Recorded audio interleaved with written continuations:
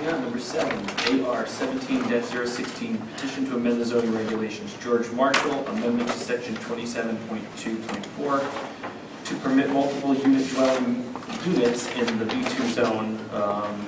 Public hearing was on June 5th.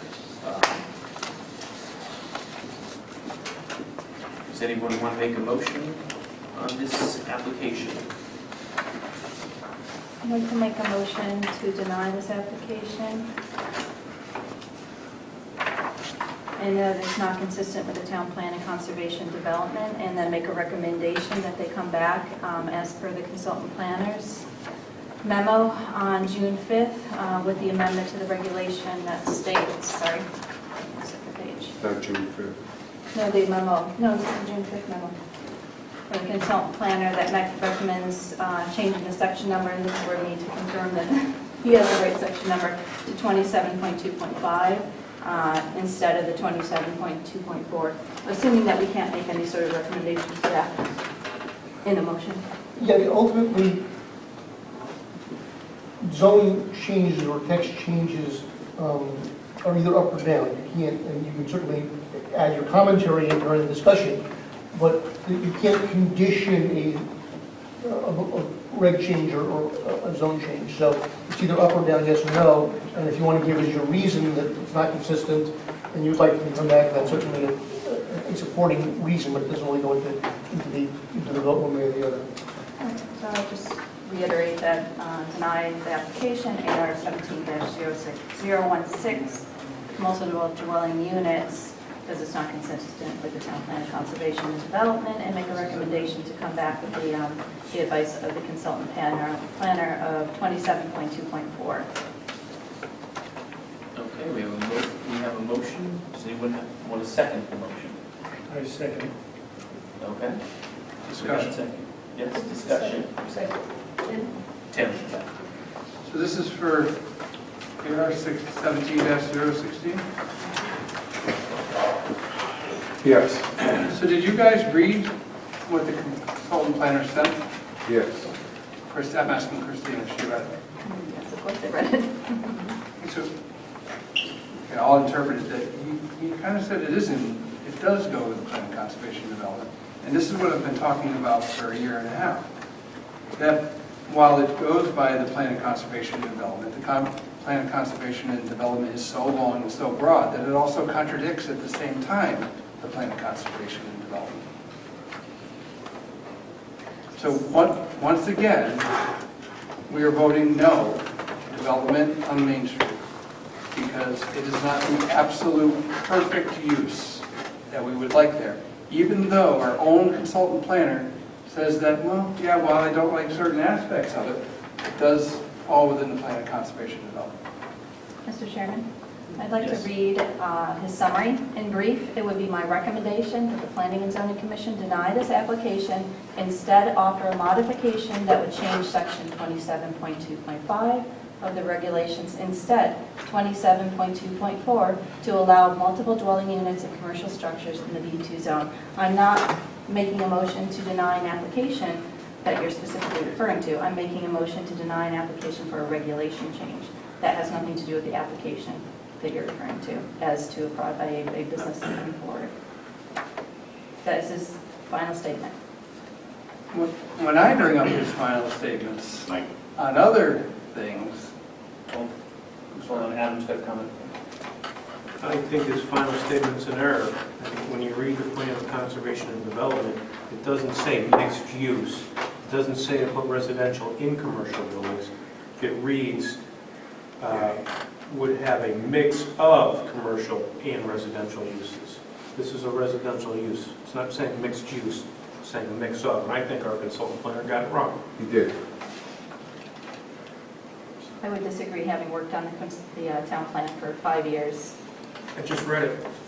I'd still disagree because mixed use is commercial with residential on top. But this doesn't say mixed use. It says a mix of commercial and residential. That's not the same. Okay. Any other comments? Should have spent more time looking at it.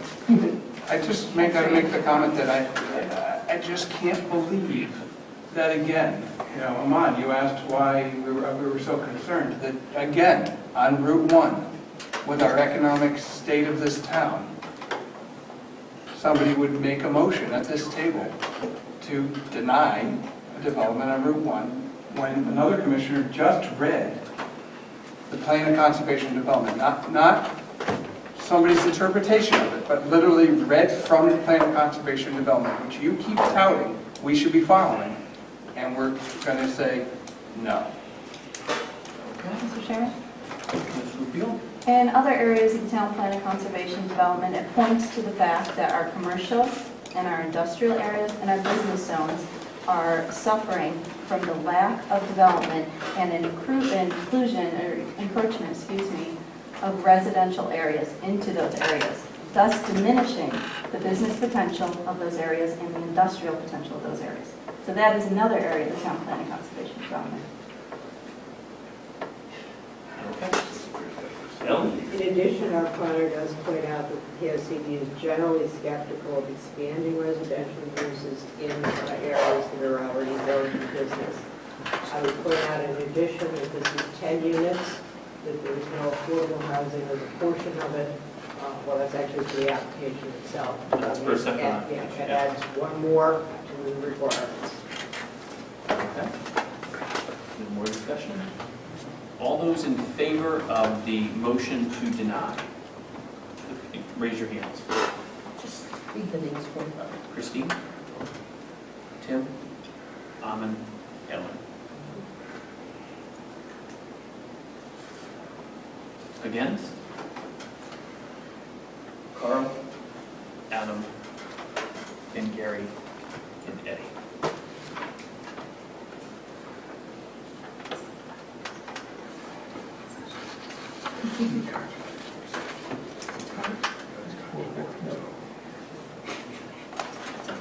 Comes down to me.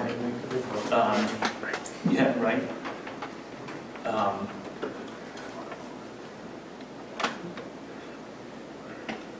Point of order. Yes.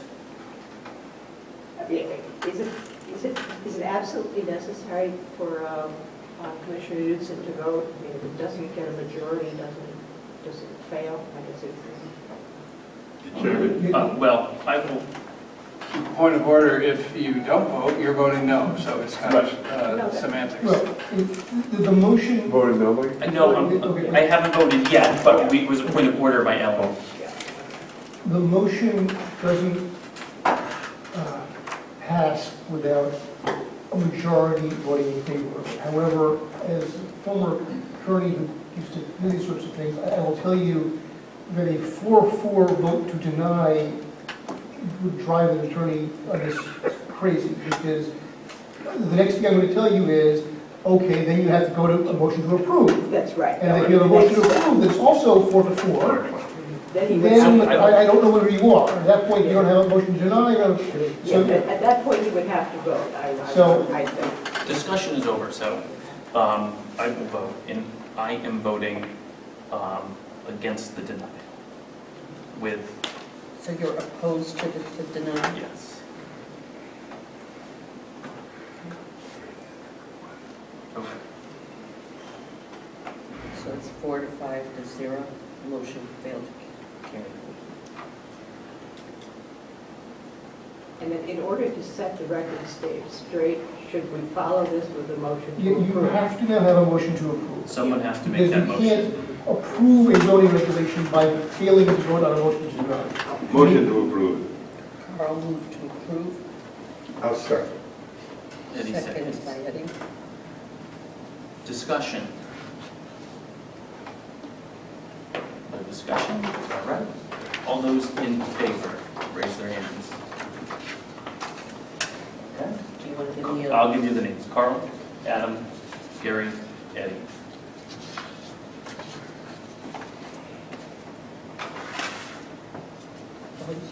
Opposed? Ellen, Anna, Tim, Christine.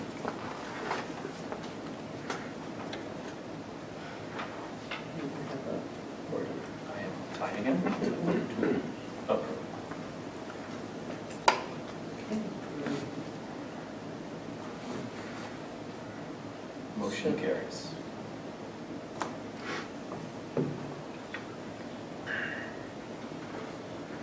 Mike, did you vote in the affirmative? Yeah. Oh, I didn't hear you.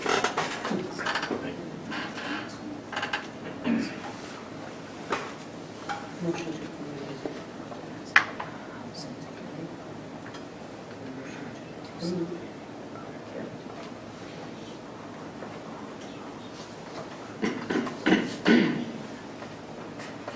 Just a point of, or Adam's clarification. Does everybody agree with what he read? I don't believe 4 people agreed with it. Oh, Yeah, I would say, And And I'm that's not what- curious, that's not I'm what it's curious, for. well, how come the words don't stand on their own? well, Can somebody explain to me why the words don't stand on their own? I think that's something you can bring up under We'll bring up later. new business or old business. We Use can add it no or words, that. let's move on. Let's move on. All right, 8, SE Cam 17-017, 77 West Main Street, George Marshall. Multiple dwelling units in a single building, map 44, block 11, lot 5-2, zone B2. Public hearing was on June 5th. We have additional correspondence that needs to be read in here. Okay. We got some lengthy stuff to read into the record here. Writing down. It just came in, Gary, This is a public hearing. Holy moly. Yeah, sorry.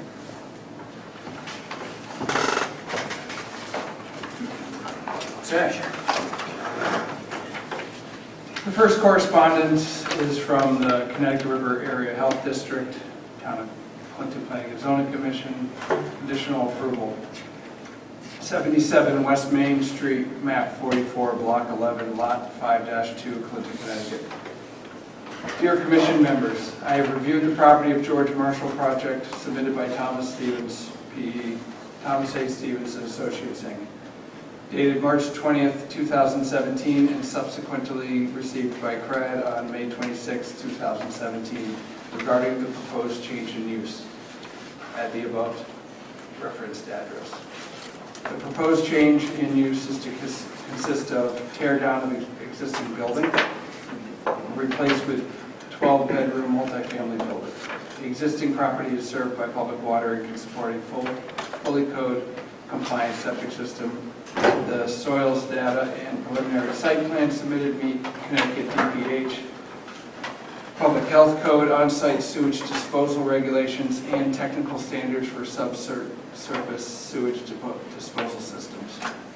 Therefore, conditional approval of the plan with respect to public health code requirements is forwarded for Clinton Planning and Zoning Commission considerations. If you should have any questions, please call me at Stephen Yanko.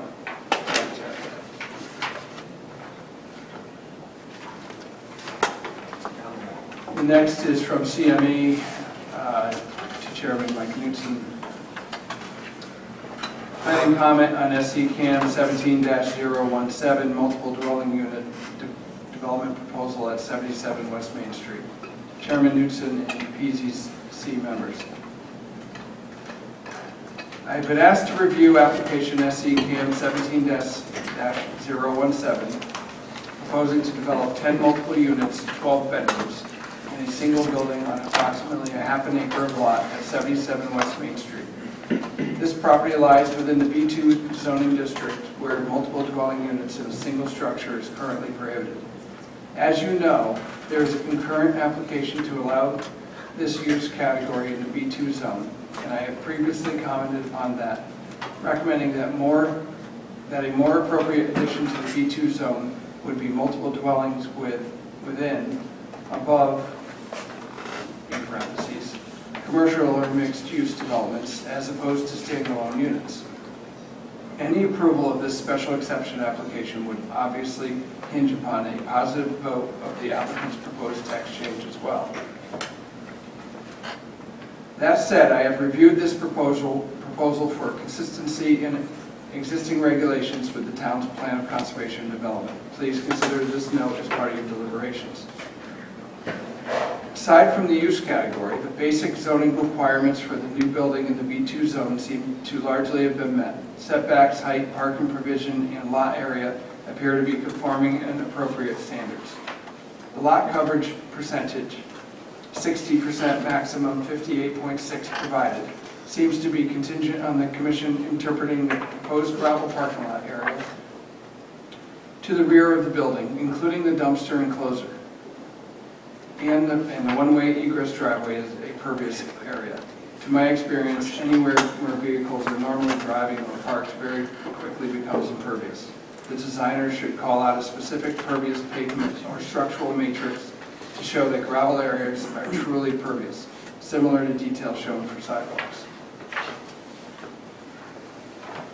Even with the gravel and sidewalk areas counted as pervious, the proposed coverage does not pass the quick eye test. The building and the parking lot are getting significantly larger than the existing condition, which is apparently already at 55%. I would recommend that the commission request a breakdown of building footprint, parking, etc. To review the calculation more closely. This proposal should not be approved without confirmation of impervious coverage compliance. From a design standpoint, the size, massing, street orientation, proposed building materials, fenestration, and lighting appear to be in conformance with the design standards of Section 32 of the zoning regulations. The clapboard, the roof line, the cupola, the wind vane are all consistent with a colonial theme appropriate to Clinton's design context. Tying the development into the existing sidewalk network and upgrading some of the sidewalk within the project extent is a positive attribute of this proposal. The landscape approach is a bit minimalist and appears to be entirely comprised of boxwood shrubs, but does not seem to be at odds with any particular design standard. There are no specific exception standards in Section 10 of the zoning regulations that deal with multiple dwelling units, other than those as within or in conjunction with the commercial structures.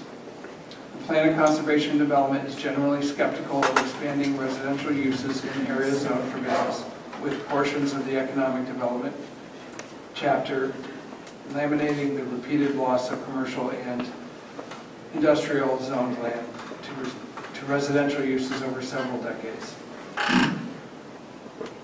However, this particular property falls within the sub-area E section of the Clinton Center Planning Focus Area in the POCD.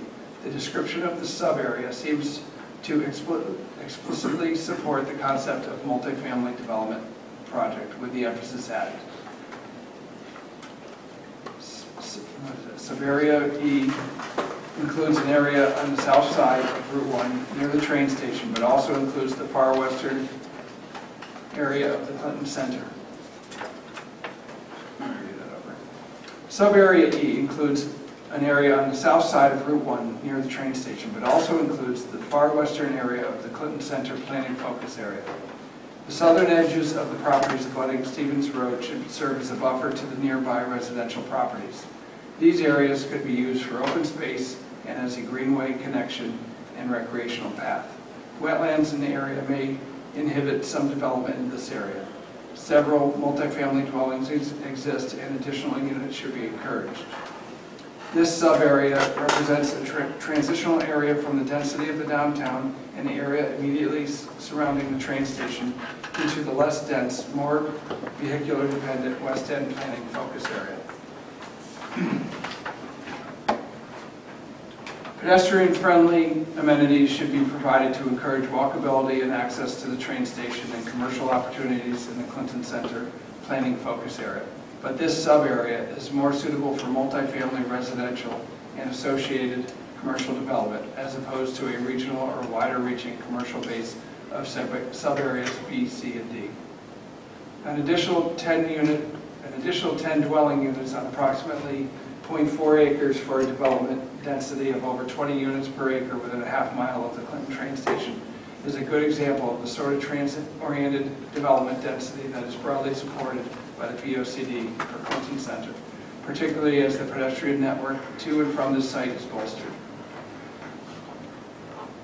Ultimately, the project needs to be enabled by a text amendment to the regulations. As I have previously noted, The text amendment should be better written to support multiple dwelling units within commercial structures as opposed to strictly multiple dwelling units, standalone, in the B2 district. While this particular standalone multifamily development may be appropriate to the sub-area of Clinton Center, and the design is largely harmonious with the Clinton context, this use category is not broadly appropriate throughout Clinton Center, and I would be concerned that over time, multifamily projects could crowd out commercial development in Clinton Center. A mixed-use approach is better for this. That said, if the Planning and Zoning Commission is convinced that this project is more of an exception than a rule, and there is faith in the special exception process to bear that out, this proposal can be said to be in harmony with POCD. Please contact me if you have any questions or comments. Thank you, John Krasowski. Thank you, Gary. One thing should be noted before we move forward. Eric has told me that we have not received the report from the fire marshal, and there were some concerns they've addressed with him. So, I think you had the fire marshal, you had the fire department, right? Well, yeah, the fire marshal wasn't giving us his report until we had comments from the fire chief. The fire chief was the area.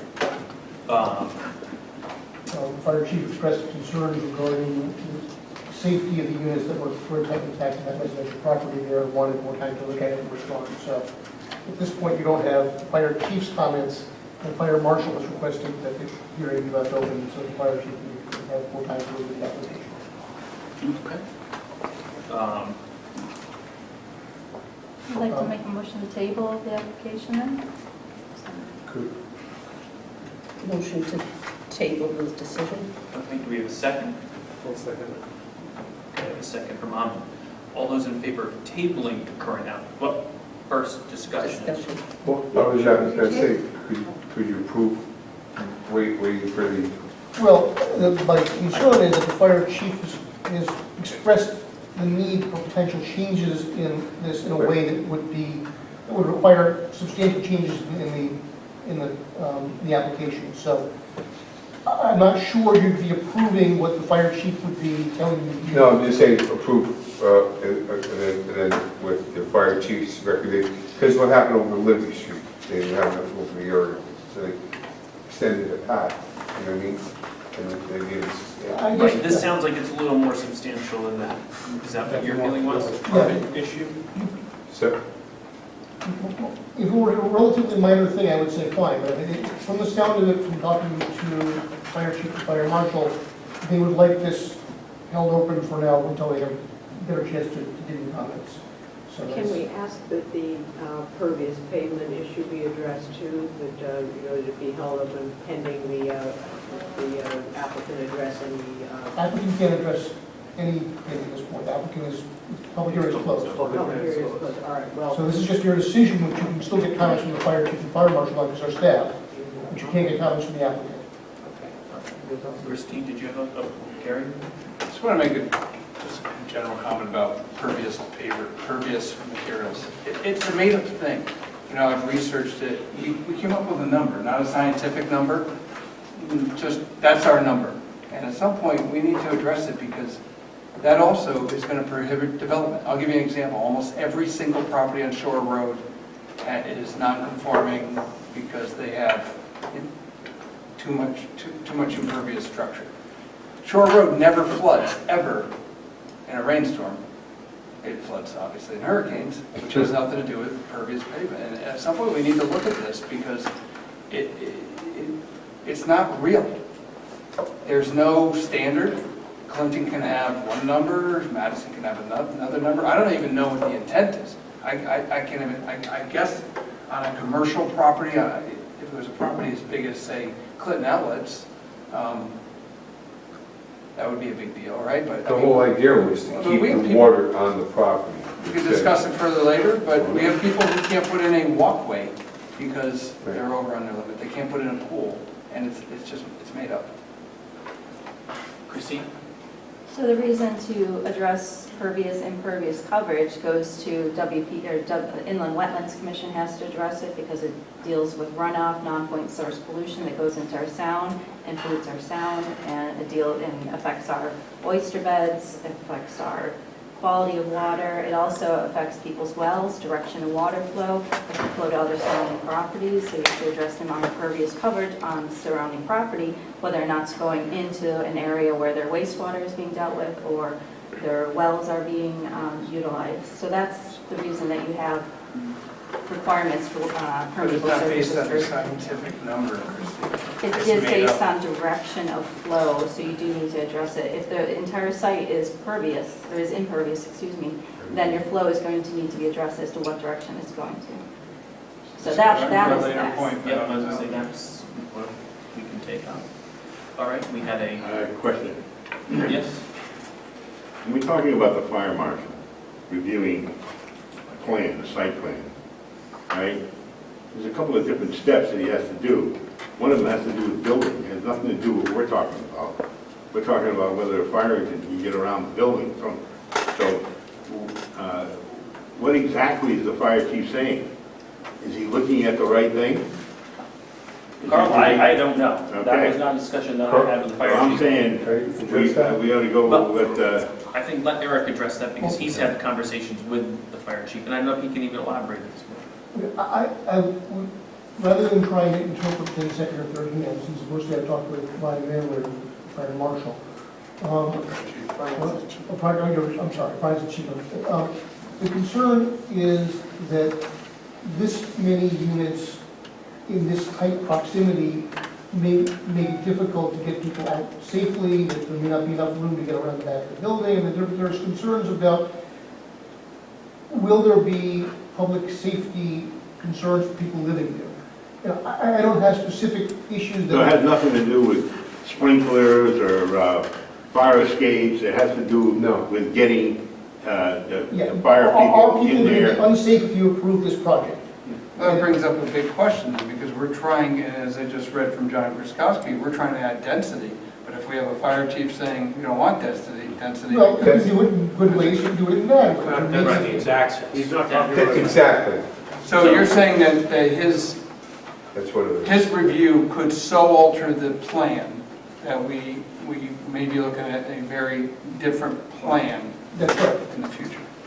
So it may be that there's only 10 units, or there is only 12, you may lose units, or there may be smaller units, there may be like changing the shape of the building. Then they have to resubmit a new Yeah, plan to us. so I think So- you're, in this case, The other problem is, it's a personal opinion. I mean, if we go to CRAD, they have a set of rules they go by to determine whether it's an approval or not.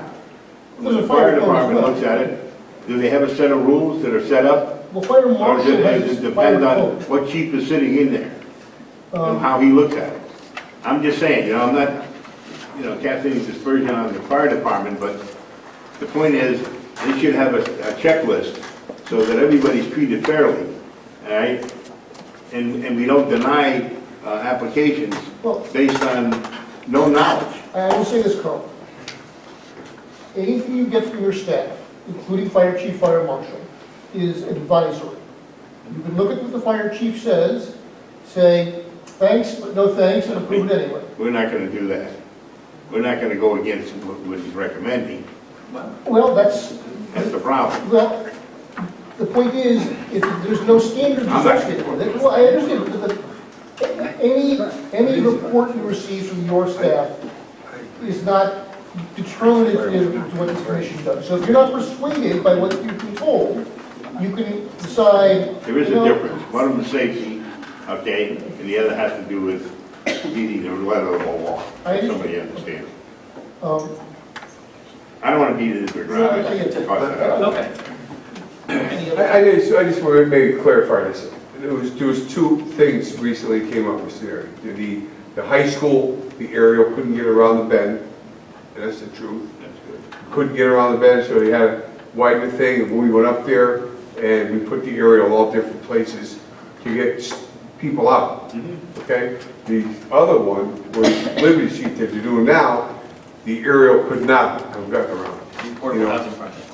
Huh? The affordable housing Yeah, project. affordable housing project. So what they did was they extended one of the pads so the aerial could actually meet all, get everybody out. And that's all it comes down to. So Brian will give you the measurements, and as long as the aerial could extend and get the people out safely, it's perfect. That's all it comes down to. All right, we have a motion by Christine, seconded by Anand to table this for now until that report comes in. Any other discussion, or do we have a vote? All right, all those in favor of tabling the application, please raise your hand. Okay, Table to the enforcement, correct? Yeah, we're going to table to next week. to the next meeting. Is that everything? No, Carl is not. No, Carl. Okay, wait a minute, okay, who's in favor? All right, Christine, Eddie, Tim, Gary, Adam, Ellen.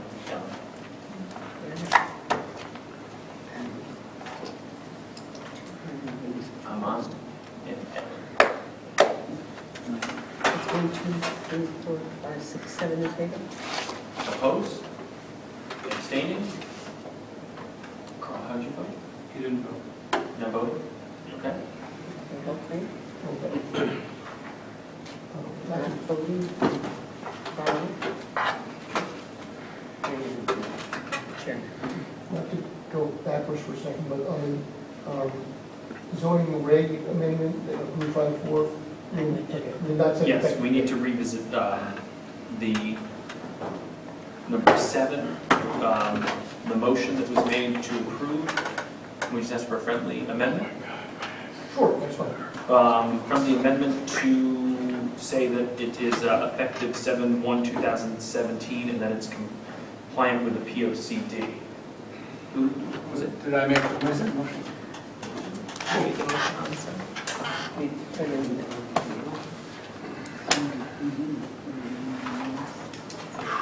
You just do it now. Yeah, Housekeeping. don't worry.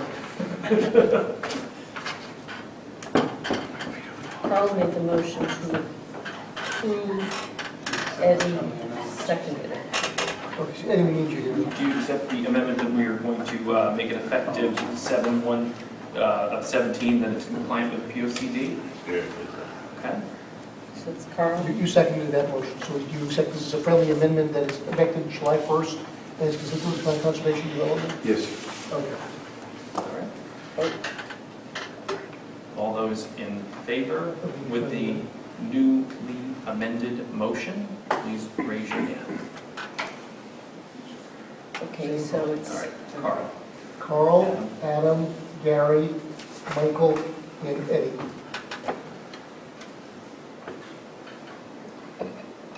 All right. Motion. Oh, well, I guess I gotta do opposed.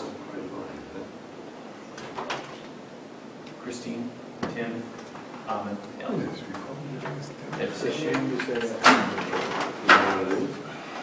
All right. Great. Okay, moving on. Are you ready, Chef? Number 9.